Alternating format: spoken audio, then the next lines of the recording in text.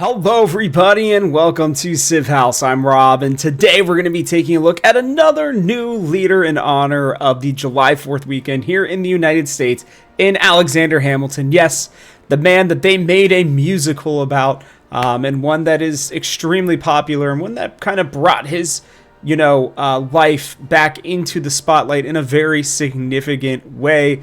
I'm really excited to go over this with you guys. I made this from scratch. I hope that you guys will enjoy it. If you do, make sure you give a like and make sure to subscribe so you don't miss out on any of the great Civilization content we have coming out pretty much all the time. Let's just hop into it here, okay? Alexander Hamilton, or I guess let me know in the comment section below too what you guys think of Alexander Hamilton as a leader. I think this would be a good opportunity, by the way, with Civilization, now getting into it. He's one of those people who I think is often not talked about. We already have a Benjamin Franklin, type leader Benjamin Franklin himself, who's, I think, a very different type of American leader. I proposed George Washington before, and now I'm here with Alexander Hamilton, and I wanted to focus more on the economic and diplomatic side with him, as that was his big thing. Well, he was obviously, a part of the army at multiple points as well. He was a lawyer. He, helped establish the first bank of the United States and helped to really centralize the government, and give, help to bring the states together in a very serious way. As without the Articles of Confederation and everything, it was just a loose conglomeration of states after, the Revolutionary War. And so he was a really big part in helping to bring the United States together. He ran for president even, I believe. I want to say either that or he helped Thomas Jefferson, I think, become president, even though they were opposing beliefs. Ultimately died in a duel, which kind of shows his, I don't want to say dual personality, but his differentiating stuff. So, or personality to a certain degree. He's a different kind of guy. So let's get into his ability here. The first Federalist is what I'm calling it. And this ability is unique, and it shows kind of his dual nature.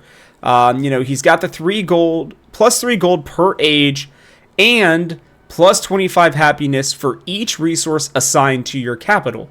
So this one I feel like was, a relatively strong thing. And, I guess I spelled capital wrong. I'll have to change that at some point here. I just realized that. But, for me, the idea behind this was he wanted a more centralized government. He's supporting, the capital, the main source of the government.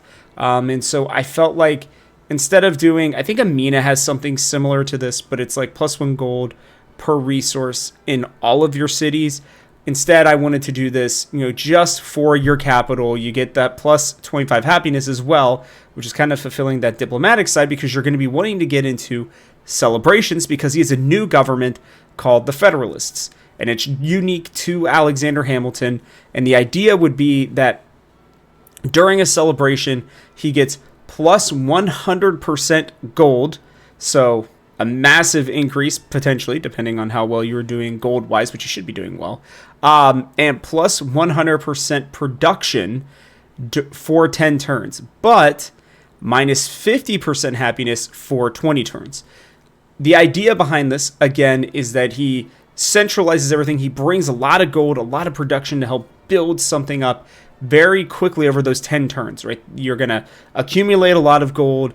You'll be able to maybe finish wonders, maybe even get a couple buildings out for new cities or new towns, or not towns, sorry, just new cities.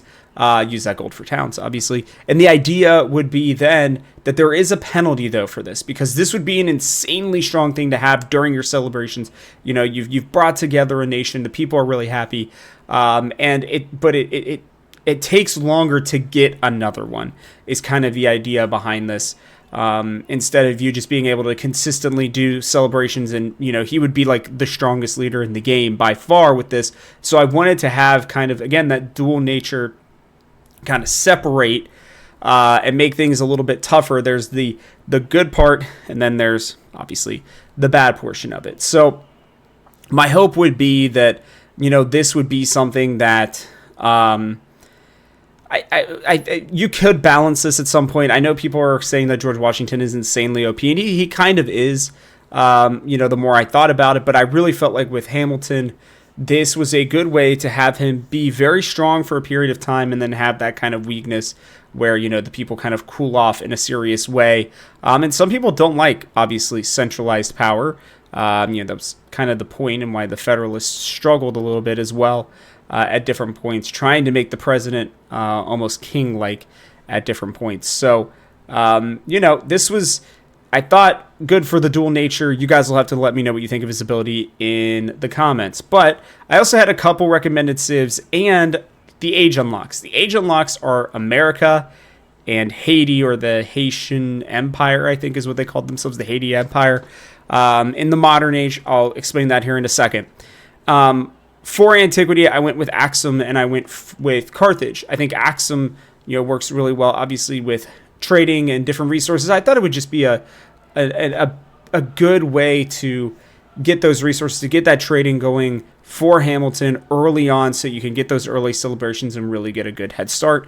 And then for Carthage, obviously, it's just a focus on your capital. So I felt like, the fact that you can only have towns, obviously with Carthage, this would work really well with Hamilton. And then the Chola, there weren't great exploration civs. I almost moved Haiti into the exploration civ just because it's right on that kind of that cusp for when the cutoff is with the formation of it. So I ended up going with the Chola. Just made the most sense in terms of economic, and especially now that there are no restrictions on civs. If you don't want them to, you can play it that way. And then obviously he's got America. That's a no-brainer. But then again, the Haitians, the Haiti Empire, I thought would be a cool addition. I don't know much about the culture. All I do know is that Alexander Hamilton helped them kind of formulate and work on their government. He was a big supporter of them. And I thought it would be a really cool way to kind of bring them into the game, bring that Caribbean nation into this game in some sort of way, and having Alexander Hamilton kind of be that leader to help bring them in just made a lot of sense to me. So that's what I did, and I hope that you guys like this. I'm trying to kind of create things that are newer, interesting. Some of the ideas may be a little bit out there, I understand that, and some of them may be super strong or super weak. I would hope that if this was added to a game, that somebody with maybe a little bit better knowledge of some of the intricacies of the game would be able to balance this maybe a little bit more than I would. But I really do enjoy these, and I hope that you guys do too. If you have any other suggestions for civs or leaders that you would like to see added to the game, let me know in the comments section below. But that is going to wrap it up for us on this one. So from our house to yours, thanks for watching, and I hope you'll join us for one more turn.